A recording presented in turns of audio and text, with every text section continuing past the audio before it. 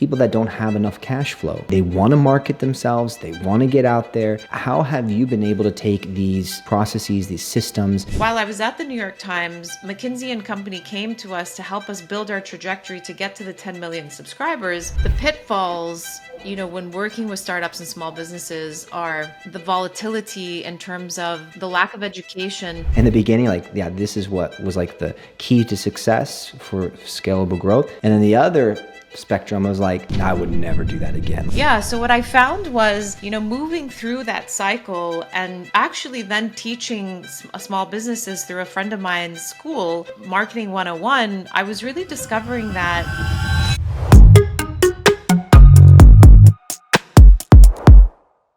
Hello everyone, welcome back to another episode of Agency Insider. I'm Ryan, your host of Agency Insider. It's such a pleasure to have you here today with us, and it's even more of a privilege of mine to have Sacha Awwa with us today. We're going to be jumping into this conversation of what it means to run an agency, and I thought it was kind of funny, just a little side note, that when I talked about the agency life, Sacha and I both laughed because we kind of understand what that means and the nuances of that. And so I'm looking so forward to getting this conversation with Sacha. But before, you already got the introduction, those that are watching, I just want to introduce Sacha. Sacha, thank you so much for joining us today on this next episode.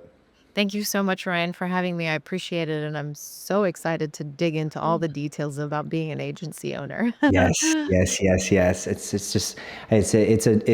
a level that some people will either never know, some people know a lot about, or people that are interested. And that's what this show is all about. We're reaching all different types of people, Sacha. We have people that are just getting started with agencies. Maybe it's a marketing agency, maybe it's an agency that serves different types of people. Like I run a staffing agency.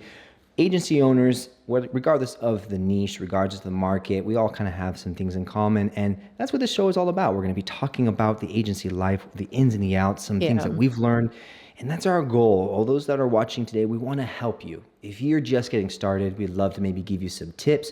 If you're kind of on the edge of I don't know if I could keep going, if I should keep going, we actually want to be encouragers and encourage you to keep going, because the digital landscape is only growing, and we understand that this ocean is big enough for everyone. And Sacha, I was checking out your website, and it was just so encouraging to me to see what it is that you're doing. And so we want to talk a little bit about how you got started. How did SMAG get started? I like that, the SMAG. And so that is Sacha Awwa. That is the marketing group that you run. I want to know, share with us, how did this get started? How did you get started with this marketing Yeah, no, agency? absolutely. Thank you. So I have been in the marketing world for about 22 plus years now. Oh, wow. Okay. Yes, and I myself started as, by education, I'm a graphic designer. I started Come in on. the design world. And I actually wanted to become a sculpture artist, but my dad was Wow. not having it. I come from a very traditional sort of, you could say, like, helicopter parents, where it was either like you were going to school to become a doctor, lawyer, or Mhm. engineer, and none of those Yeah. like appealed to me. So my dad actually was the one that discovered graphic design for me, because he was like, you can be Okay. creative and you can get paid at the same time. So it was on the heels of, Win-win. yeah, design really kind of coming to the forefront, digital also kind of like booming and expanding. So Mhm. working in the advertising agency space as a designer, but Mm. not being your traditional designer in the essence of, having really that right and left brain, Yep. moving into wanting to understand how my creative, worked, what were the stats, what were the statistics, which led me into getting my master's, or my partial master's, at Pratt Institute in New York, which basically taught an MBA for the right brainers. But Okay. I didn't finish it because I wanted to continue on with my work at the agency that I was at, that Mhm. really amazingly, brought me over to the business side and made me an account. I started off as an account coordinator and kind of Mm. flourished and grew, into, working with a lot of the accounts that we had. And how I Mhm. really sold myself, which, as marketers, we're always in sales. Yep. And I basically said, you guys are coming back to the designers with edits and changes, and you're basically telling the client that it's going to take less than 24 hours, when in actuality, it's going to take a Mm, lot more because of this, yeah. XYZ, blah, blah, blah. And the reason why this color was chosen because of this factor, and, going into the details of like the research that actually goes Mhm. behind why design is designed the way it is. Yeah, that's true. Um, so I said, we can cut time in half. And I was like, we can save a lot of money and save a lot of disgruntled clients, because a lot of the times they weren't bringing designers into the conversation. And Mm, designers naturally aren't positioned to be in front of clients just because, that's just a majority of their personalities. So, mm, moving into that space, fast forward at the meat of my career being in, at the New York Times and moving in-house, really, working alongside, my teammates, launching and owning products like the New York Times crossword, the food app, we had an wow, educational app, incredible. podcasts, and so on and so forth, really got me excited about starting and supporting startups and building things Mm, from the ground up. So that's what good. Yeah, so what I found was, moving through that cycle and, actually then teaching small businesses through a friend of mine's school, marketing 101, I was really discovering that the basics of the basics were not understood. And I'm not talking about like Mm, going through the concept of like how to launch a Facebook campaign or so on and so forth. But my passion really truly lied in the small businesses, because while I was at the New York Times, McKinsey and Company came to us to help us build our trajectory to get to the 10 million subscribers. mhm, And while they never reveal their secret sauce, and they're kind of like the men in black that come to your office and take up a space for X amount of mhm, months, I mean, you are paying them 14 plus million dollars. mhm. Um, I was able to, get friendly with a few of them and kind of really understand their way. Wow. So I really brought in enterprise kind of processes and strategies into small business. And Wow. this is the biggest reason why I started this, because even though small businesses don't have the budget, they take up 90% of our GDP, and this is Yeah, globally. So why yeah. wouldn't we want to support them, and why are we just focusing and supporting on big box brands? I love that. I Yeah. love that. That's so, I mean, that's one of the reasons why we got started as well. I mean, is the little man sometimes. I say the little man, but I would say, like, you understand probably Yeah. what I'm trying to get at is the little man, or the small companies are sometimes the most overlooked class, and they, like you said, they take up 90%. I mean, so there is something there. My question to you, and I wrote this down, is, we'll get kind of a little bit more into the, some of the difficulties that you've had within a company, if you're willing to share Yeah. about that. But one of the questions I have to you about these startups, because startups, they run very lean, right? Very lean startups. Sometimes marketing is the first thing to go in the, they're trying to develop, they're trying to grow, they're trying to get sales. What has been your difficulty, or have you had difficulties with this, or what has been your kind of your strategies around this difficulty of people that don't have enough cash flow? Like, they want to market themselves, they want to get out there. How have you been able to take these, processes, these systems that come from very large, infrastructures? How are you able to help these people that maybe not have such a high cash flow? Maybe, I don't know what types of small businesses you reach, but have you had difficulties with this? What are some of your responses to this, to these types of companies that are just getting started? Yeah, no, thank you. Great question. I think the one of the biggest things that I set up was to work with the folks in my team that are driving the tactics and really Hmm. executing on the strategy are all Hmm. overseas. And one of the things why I like about this kind of bridge between how it is really allowing somebody overseas to like have an opportunity to work on all of these different projects that they Yeah. normally wouldn't. And Mm. plus, in essence, I'm also supporting them, in terms of giving them a higher income than they normally would if they were working for a local company. Oh So yeah, for sure. there's a lot of like in the beginning of, this cross functionality of like, and banks and all of these companies have been doing it for a long time when it comes to their customer service, right? Hmm. But Hmm. I think now we're really picking up on skill set. Like if we think about back end and front end, well, back end specifically design, you think about folks like in Eastern Europe that are really kind of plugged in, right?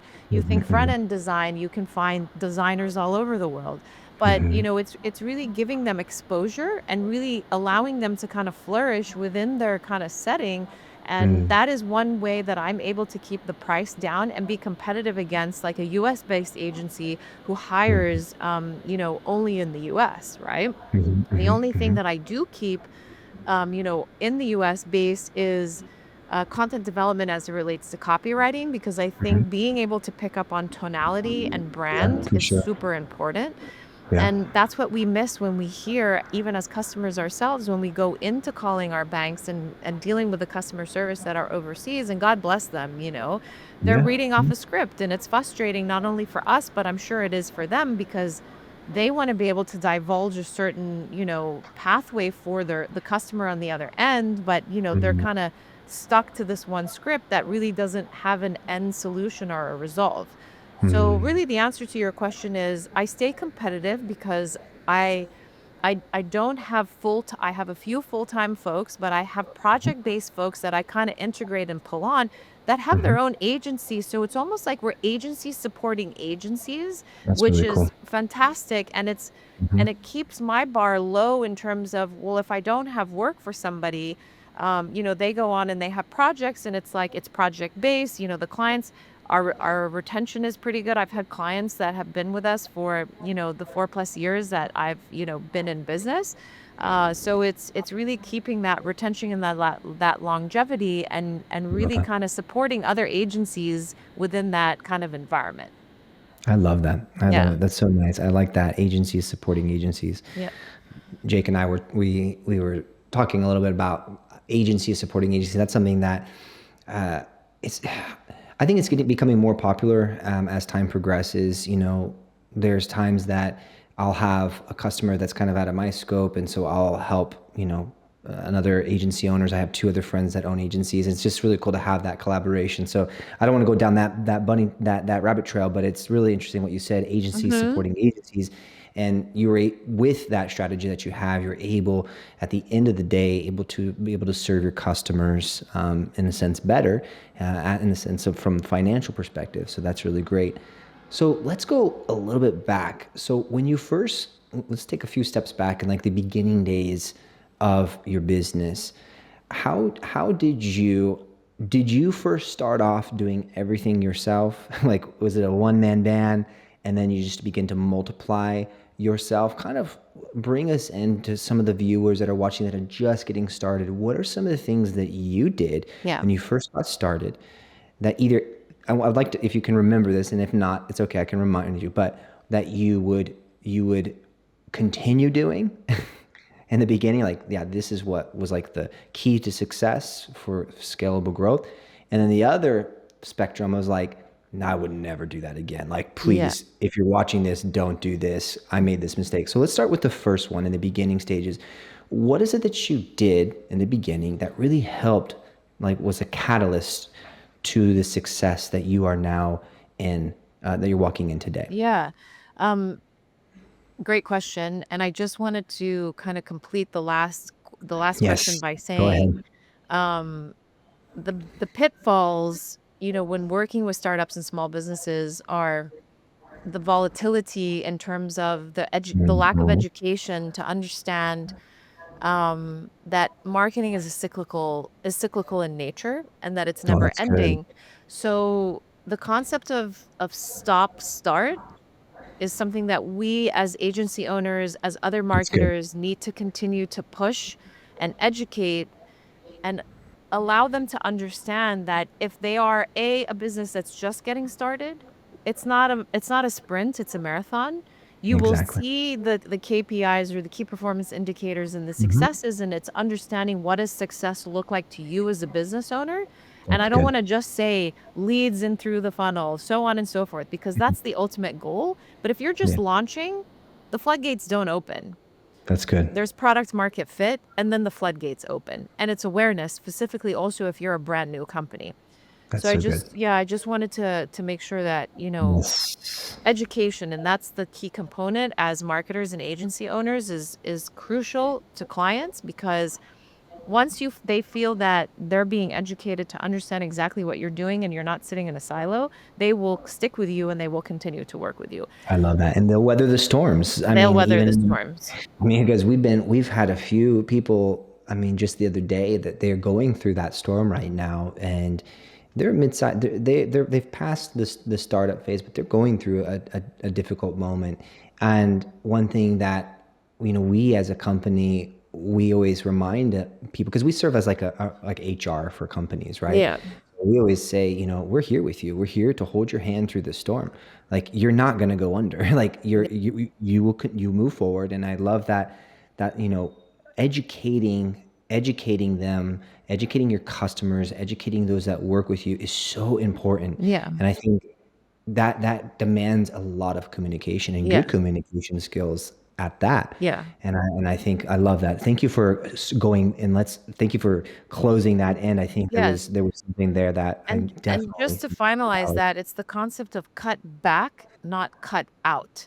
Cut Ooh, that's cut good. back to say, okay, we're gonna focus on what everyone as a marketer understands, what's a nice to have versus something that's going to support and generate ROI. Cut back to generate and focus on ROI to then bring back the nice to haves once you kind of gear up and get back in, because businesses, marketers, we're all kind of we're not sitting in a position of folks that are in like in revenue or like a CEO or like so on and so forth, where their goal is so narrow and so focused that they're Mm, not infringed and they're not impacted by the mm, world, right? And that's marketing is good. impacted by so many variables that we may set a goal, you may get sidetracked. Nobody knew COVID was happening. How do you pivot and how do you continue to move forward as you're Mm. getting sidetracked? And it's almost like I have this vision, and maybe some of the listeners will know this, but I don't know if you remember the games, and I think that they still happen, where it's like the obstacle courses and you're jumping on these different things, and all of a sudden you have a ball that comes out of Right. nowhere. Yeah, Yeah. that's marketing in a That's nutshell. marketing. There. I want to make a gif of that. That's marketing right there. Just come on, Yeah. smack you upside the face. Yes. So Wow, that's to move forward and answer your question, I think when we all start, it was different. It was not different for me, and it could be similar to other folks where you're kind of like one foot in your 9 to 5, you have, and then one foot out where you're supporting your clients. But it's like, uh-huh. as marketers, our Rolodex is so important because we know so many different folks that are in the industry, and my Mm, expertise is a jack of all trades in the sense where I finalized my last position as a chief marketing officer, and that for me was the ultimate goal. I felt like once I got to that position, I didn't want to continue into it. I wanted to mhm, reach that level and say, okay, now I feel comfortable. I always felt mm, comfortable, but it was really the credibility of like, I've reached this, now I'm going to start it for myself. mhm, mhm, And it's the concept that I look at myself as the conductor to a symphony, mm. but I know enough to be dangerous within each channel so that if need be, I Yeah. can pick up and support. Let's say like I have a deadline, my team member or somebody that I've contracted, can't get it done because they're out of office, or, whatever happens, I can at least pick up some of that to kind of push it through, but ensuring to manage expectations with the client that there's been a little bit of a delay. Mm, So strategy is something I will never let go because that is at my core. As a marketer, I'm a strategist. mhm, mhm. But I'm somebody that definitely doesn't want to focus on the execution. I think early on when I was a graphic designer, I felt a lot of stress to be a designer on Mhm, demand because mhm. being artistic is not something that you do as a 9 to 5. Some people do, some people don't. Pure artists don't. And for me, it was very stressful to have my account people hanging over me when I'm having to Oh, change a piece of yeah. Done. artwork that Yeah. takes like almost an hour to save. And they're like, oh, we want to change this. And it's in like saving mode, right? Mhm, mhm. So execution is something that overwhelms me. And, doing social posts, I'm not good at because I know that I'm gonna like make a spelling error. I did not pass the spelling bee. I never will. I am that person and Same. I'm okay with it and I've accepted it. It's funny Mhm. because a boss of mine at the New York Times would like literally print out my emails and highlight them. And then I was actually supporting the lead who developed opinion documentaries, and he had the worst spelling, and he could never write emails. I'm like, if this guy's famous and he has spelling mistakes, I'm like, I'm gonna be Come on. famous one day, and I'm still Yeah. gonna have spelling mistakes. Yeah. But SEO, like I know enough to like do and pull reports, but from the actions, and there are certain things within marketing, expertise is needed, right?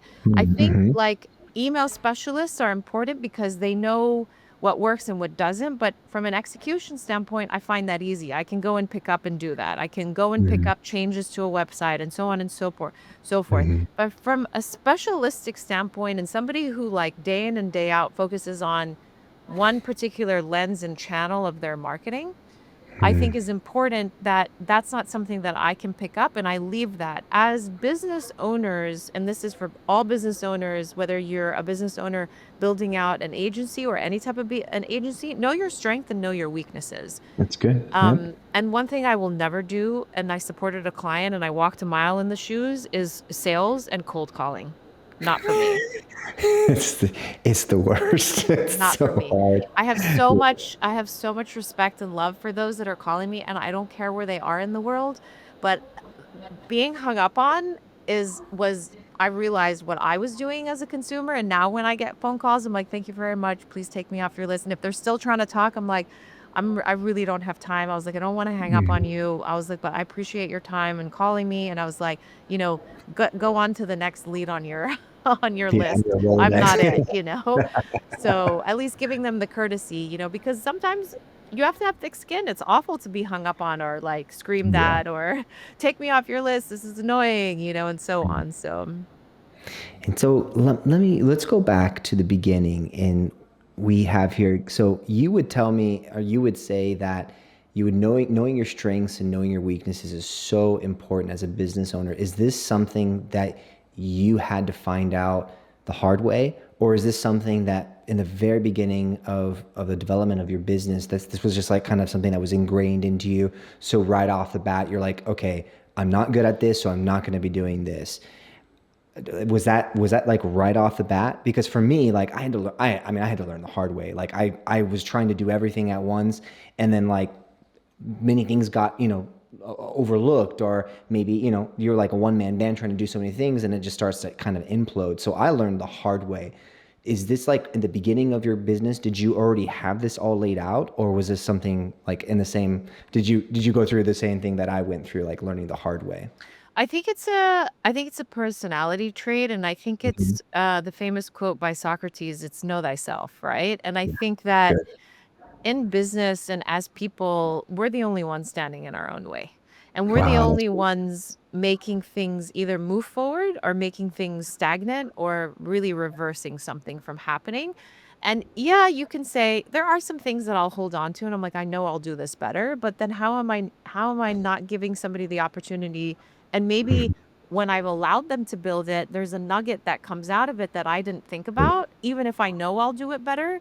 I could Mm. optimize it later, but then that special thing that comes out that just makes the whole thing more powerful could Mm. actually and won't actually happen if I don't pass the buck on to somebody else, right? So good. So good. So I think it's ego, and it's letting go of ego in terms of So like good. when you have a business to just, know, because I tell this to business owners all the time. If you've hired somebody, let them do the job that you've hired them to bring on. Otherwise, don't hire Years. them.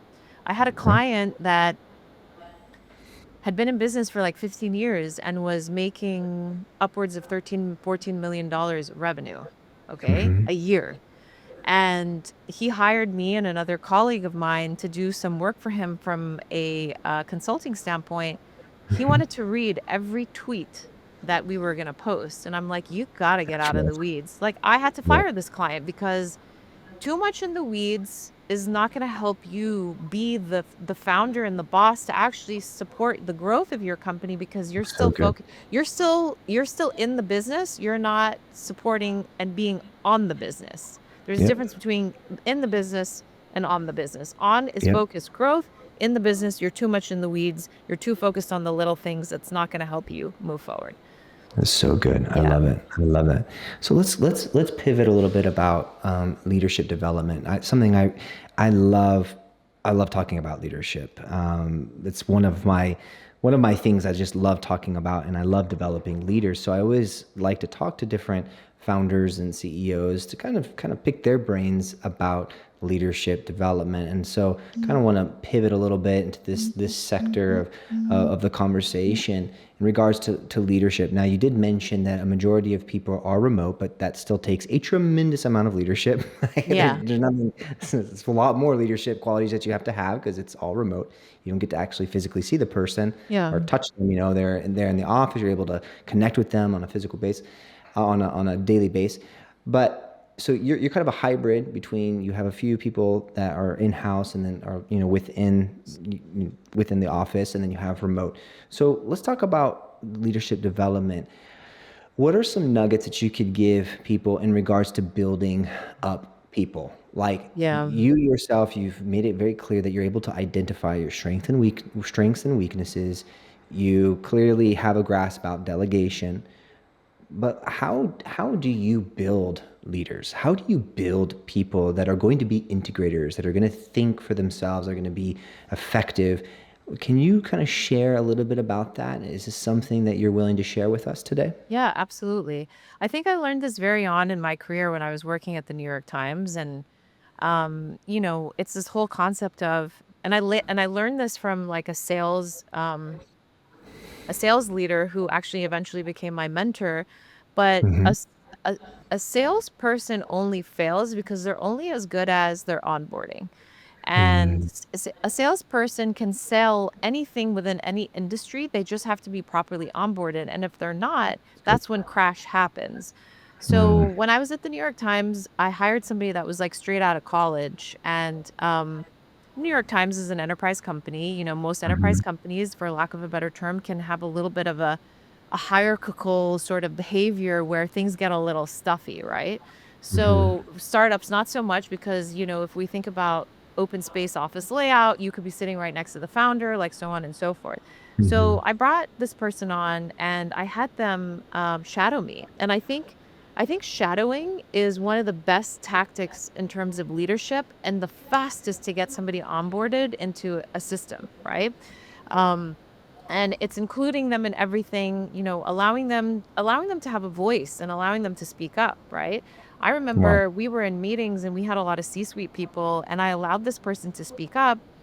And it was like a slap on my wrist of like, oh, do you know who was in that meeting, and you had so and so like talk. And I was like, we're launching a program that is based on like the millennials and the younger generation. Would we not Yeah. want to listen to them? Yeah. Yeah. So for me, It's so good. it's empowering somebody else to really Mhm. kind of bring and flex their muscle as to like what's their creativity and what they bring to the table. Now, that's like from an internal standpoint, a differentiation when like you're from an external standpoint, and I'm hiring people all over the world.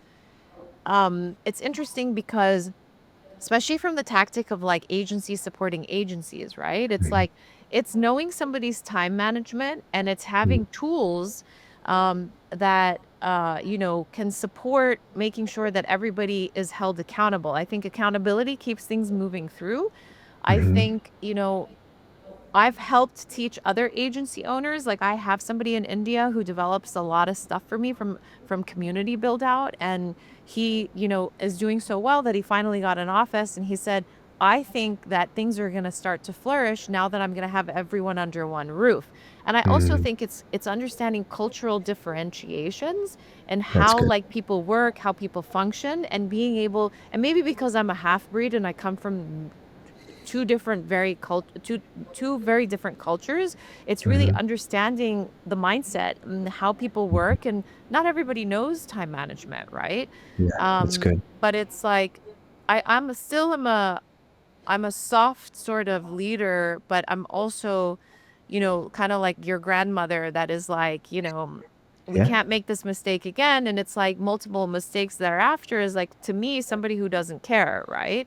So being That's so able to like recognize, to keep somebody on versus, to unfortunately let somebody go if it's hindering your business and it's going to hurt your ROI or even the potential of losing clients.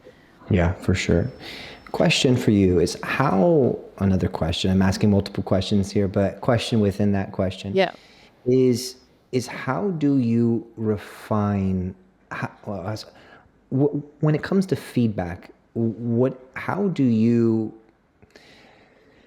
how do you handle feedback? Like, because again, you're dealing with a lot of remote workers. How is that feedback? Not the feedback loop, but how do you handle feedback? And is there something that you follow, or is it just like, as certain things come? Like, do you have a method when it comes to feedback, the feedback loop? I'm curious about that because you're talking to these people, you're empowering them. Do you have these moments of feedback? Do you have or evaluations? Like, how does that work with your team? Yeah. I think being a leader and leading with heart is like super important. And I know that Hmm. sounds very sort of I'm on a yoga retreat, sort of, hippie-ish, but it's not No, because I think no. it goes back to mindset and it's understanding where did this dip happen or why did this mistake happen? And, Mm-hmm. sometimes it can even come through from did we properly onboard the client? Like you never want clients to run you because Yeah, that's good. you want you want to guide the client so that they feel it's also dependent. And I think from an onboarding standpoint, it's understanding what does the client want, right?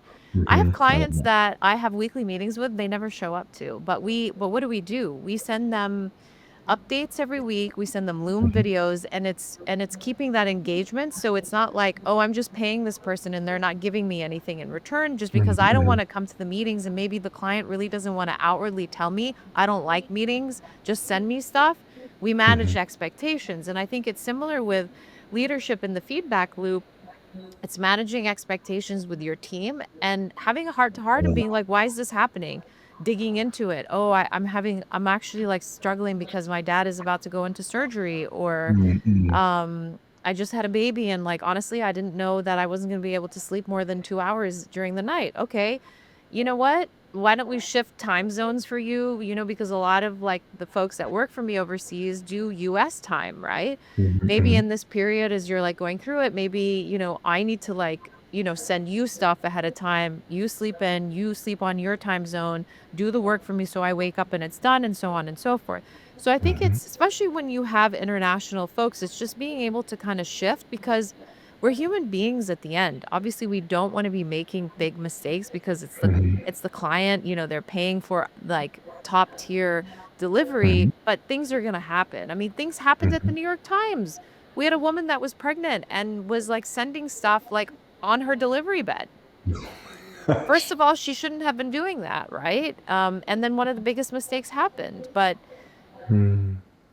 it happens, and it happens Yep. with enterprise, it happens with startups, it happens with small businesses, but it's ensuring that your team knows where you are from the standpoint of your delivery and if your team doesn't want to match that, then they can find another company that is on their level. And I think it's That's fine really good. because, you know, letting somebody go is not the end of like that person's life. It's actually maybe allowing them to find a place that's better for them versus having them stick in something just because they're getting a paycheck that they're not happy with, That's good. you That's know? so good. And I love feedback that. loop should be, as agency owners, feedback loop shouldn't only happen with people in your team. There's feedback loop that should be happening interdepartmentally.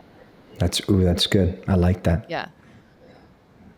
And so how does that look for you in regards to having the department feedback loop with them? Do you have a way that you like is that quarterly? Is that just like as it happens? Is there a structure behind it? Or because I think that's really interesting how you would have that feedback within the departments. Yeah, so it's like I joined a startup and, we have a budget. We're spending all this money to bring in our leads. Then the sales team is spending all this time to close the leads. And then we're having a 30-day churn. So where's that Mm. 30-day churn happening? It's happening in customer service and onboarding. That was our weakest link. So, So, the C-suite levels are like marketing's mistake, sales mistake. Nobody was actually focusing where the mistake was coming from. Head of marketing, myself, and head of sales got together with the head of customer service and was like, what's happening? Why are these people churning? Because obviously they're not going to come and say, we're the problem, but it's Mhm. evidence-based, what meaning like conversations, emails, tracks. So having tools in place where you're able to track not only just initiation of a customer coming to your website to then have that customer have a sale and, actually click to purchase, but the whole aspect of onboarding this client and following Mhm. through the system, because once you've paid for a client and they've come in, retention is key, because then it's Yeah. a lot more, it's cheaper to keep somebody on versus go out and getting new. Yeah, So that's so focus on true. who you have and grow. And that's why interdepartmental, when it comes to sales and marketing, which I think are at the hip anyway and should be if they're not, customer Mhm. service, onboarding, and making sure to manage up if you're like a marketer from an internal standpoint is also key.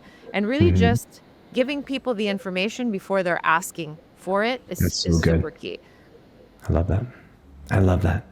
Thank you so much for sharing that. That's so beneficial because I know a lot of I've talked to a lot of agency owners that I don't know what it is, but it almost seems like when they're in the development phase and they're developing these different departments, sometimes they become so isolated and start kind of living in their own little bubble, that there becomes these, maybe there's potential weak spots or potential holes. And if no one is communicating with inside the organization, that's where a lot of mess ups can happen. And so I Yeah. think that's so valid of what you said in developing these. I would say anyone that's watching this, I would say, is don't get so focused on just trying to get customers, trying to retain customers, but like also you have to focus on your internal infrastructure and make sure that Yeah. that is not absolute chaos as well. There has to be order. There has to be those feedback loops. Is it a little dry at times? It is dry at times, but it will save you at the end of the day. I Yeah. mean, you probably agree with that. Is it will save you at the end of the day, and it really, I would say, protects your brand. Yeah. Having internal communication, internal feedbacks. I mean, I had that the other day happen. It was like I was watching from afar two different things going on, and then eventually I was like, okay, I'm gonna step in here and I'm gonna say, guys, are you guys communicating together? Are you guys taking these evaluations and seeing? Are you do you have this cycle that you're continuing? You're so focused, so gridlocked Yeah. on your work that you forget that you have to be communicating with Yeah. your other departments. Yeah. So I think it's so valid. And one question I think I didn't answer, like just going a step back in terms of, the volatility in terms of if somebody can't afford to work with you, we've Mm, established, it's full circle. I keep going back to education, but that's so we good. set up so there's two parts to my agency. There is the SMAG or Sacha Awwa Marketing Group, which is the do it for you, and then there's the Mhm. My Marketer Mentors, which is do it for yourself. And we have two courses on there, which is one which is organic SEO, and then another one which is, your personal brand. And then we have a portion of it which is the main portion of it and why we established it, which is join our community, because being an entrepreneur and a small business owner as well as like an agency owner, you have questions. You want to know Mm, how to navigate them and not waste money. I had a client that came to me that spent 80 grand on a website that probably would have cost her 5 grand. And this was oh somebody she worked goodness. with in Colombia. Oh my goodness. Well, that person in Colombia is probably living a little different now.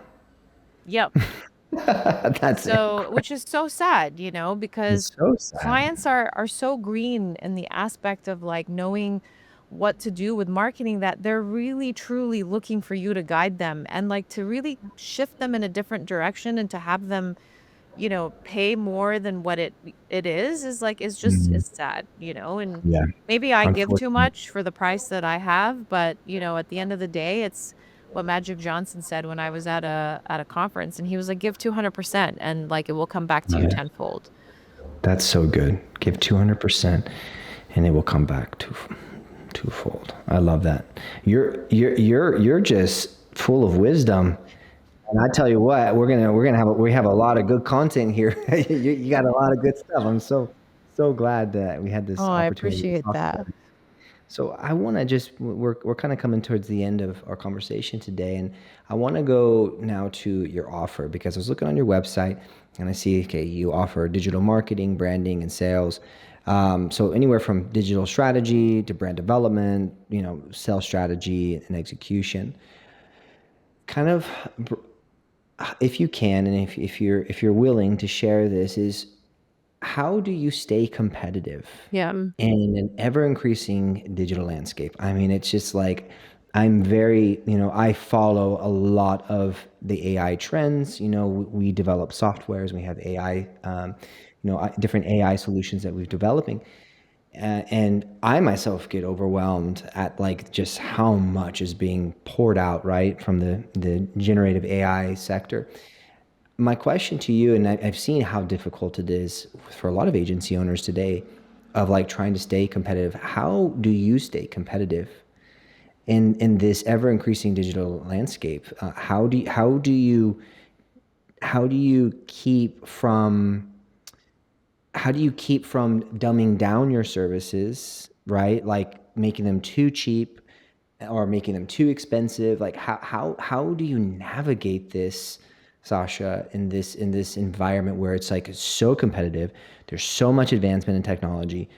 How do you cope with this? If you don't mind opening up for that, I'm sure you've thought about it. Yeah. I'm sure you've thought. I think it's tool stack. I think that marketers at the end of the day, like especially like when you're an agency, is really understanding how to support a client from a tool stack standpoint. That's good. Because speed and agility to market is becoming 300% when maybe before AI's been around, but before Yeah. the kind of consumer blowout to AI happened with Mhm. ChatGPT, all of a sudden, not only are agency owners, but consumers being bombarded with this tool can 10x your business. This cool tool can 5x your business. We can grow this. We can grow that. We can grow that. There's a lot of snake oil out there. And Yeah. so an agency is never going to not be needed because Mhm. we're the ones doing the research. We're the ones that are testing and learning. We're the ones that are going to That's have good. to implement for them because, like, a marketer moving forward is only as good as their tool stack, in my humble opinion. It's I not love it. about like what you could You're have right. done like 10 years ago. It's what you can implement to help them have more speed and agility and more automation.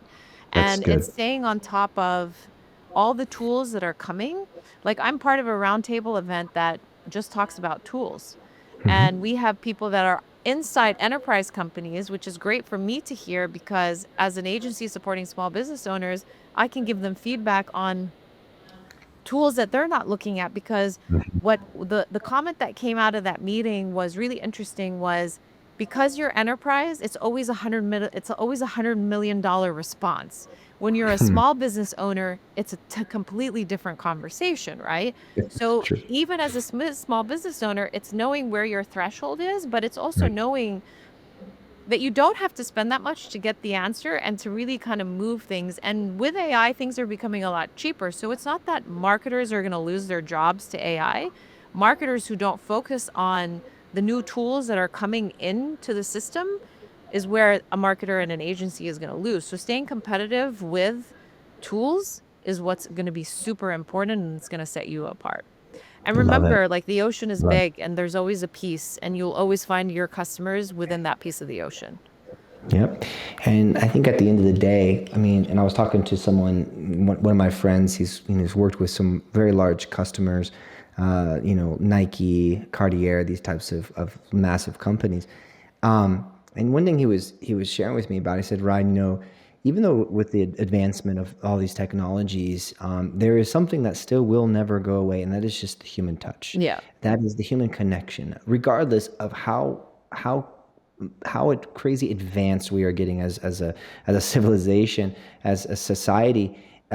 The human touch will never go away, and that for me, I think, is going to become more valuable as time progresses. That with the advancement of technology, the new thing, not even the new thing, but the thing that's going to be more cherished is like that phone call that you actually get from an actual human being, Yeah. right? Yeah. And I was even looking on LinkedIn. It was interesting because like I get all these LinkedIn, invites all the time. It's like it's always the same thing. It's Yeah. always the same kind of, hey, I can do this, I can do this. Like, Unfortunately. Yeah. yeah, like what about just like that human connection? Like, hey, Yeah. let's just have a conversation here. And so that's, for me, I believe, I love what you said. Know your tool stack, utilize it in a proper way. And I would add on to that is just don't ever take away the human connection. Yeah. That the customer service component and that human resource component that, that we provide and that you guys provide from the customer service perspective is so vital. Yeah. And so I think that is something that we should always, as agency owners, don't get overwhelmed. Just make sure that you don't lose yourself in this. And just remember, you're a real person and Yeah. you're talking to real people. Yep. So Yep. keep it real. Absolutely. Absolutely. I love it. Wonderful. Well, we're coming up in the end here, and I would love, I always ask people when we're having these conversations, is there any you've given so much wisdom, Sasha. So I Oh, would thank you. say that the whole conversation was full of wisdom. But just to finalize here, is there anything that you would just like to share? And this is for a specific type of person right now that may be watching this. This person, let's just take this person. They've been on the grind. Like they've been going at it hard, right? They've just been doing the best they can, and they're on the brink of just like giving up. And they almost feel like, because we started this podcast not just for those that are just killing it in the marketplace, but also those who are like, they've just been doing the best that they can, and they're almost getting to the point where they want to give up. Can you give us just some words of wisdom? Because you said you serve kind of as the grandma sometimes, you're kind of rough, but then you got that soft part. So let's take the soft part, Sasha, and you can bring a little grandma in there if you want. That's always really important. So some words of wisdom to those that are just having a really hard time right now, and they're like, I'm gonna give up. Like this is it. I only got one more month and I'm done. What would you tell these people that are maybe watching this today? I'm sorry to keep dropping like quote bombs, but as the age old Drop them, from Sasha. We like as the A old from like Winston Churchill that says if you're going through, I think it's like if you're going through darkness, keep going. And I think Wow. it's not understanding like and like, oh, woe is me, like all this kind of stuff. There is always light at the end of the tunnel. So it's keep moving through that darkness to get to the light, because you'll eventually find out why you were stuck, why you had these issues. Maybe you were picking the wrong client. Maybe you didn't have boundaries. Maybe you didn't set the right price. There is some, like I said in the beginning, we are our own barrier to entry to anything, Yes, right? So I I wrote think that it's like down. it's reassessing and it's understanding like what are you doing and what like know thyself, like what are you putting up that's not helping you move forward. And if you're going through Okay. something, keep going. And one of the most important things is we're not supposed to do it alone. And the podcast Mhm. you're creating is creating a community. Community is key. Reach out to somebody who has a company that has done well and ask them why they did well, ask them how they did well. And believe me, a competitor is always going to want to share, because a competitor knows that they're going to be good at what they're doing and that they're going to have their share of voice and their share of the ocean that they're not afraid to share and to support somebody else. So, There it is. I love that. those are my insights to, don't give up. Nobody wants to go back to a 9 to 5 anyway. Boom. I'm gonna make a t-shirt like that. Don't give up. No one wants to go back to a Yeah. 9 to 5 anyways. Yeah. I love that. Well, Sasha, excuse me. Thank you so much for your time. I really just want to just thank you for, I know we all live in a really busy, world and so many things that we have to do. But for me, I really do cherish when people take the time just to share words of wisdom, to share encouraging words, to share words that are going to strengthen people and encourage them and help them keep going. And so I really want to say thank you. And I wish the best for your company. I wish the best for what you're doing. Can you let people know how to reach out to you? I have it here, but I'll let you do it because I don't want to butcher it. But can you let people know how they can reach out to you? Maybe it's a customer that want to work with you. Maybe it's someone who just wants to connect with you. You mentioned Yeah. something about the community. So share. We'd love to know a little bit more how they can connect with you or your company. Thank you. So my agency is my name, Sacha Awwa. That's just SAC, C as in Charlie, HA, and then my last name, AWWA.com. My LinkedIn is the same thing, Sacha Awwa. And then the do it for yourself in the community is mymarketermentors.com as well. So Love that. And I will definitely be checking out that because I didn't have time to check out the full. I saw what you provide for SMAG, but I'm definitely going to look at what you have for that community. It sounds so interesting. Well, thank you one more time Thank you so for your much, time. Ryan. I appreciate You're it. welcome. And all the best for you and what you're doing. Thank you. Thank you. All right. Bye. Bye. Awesome. Thank you, Sasha, so much.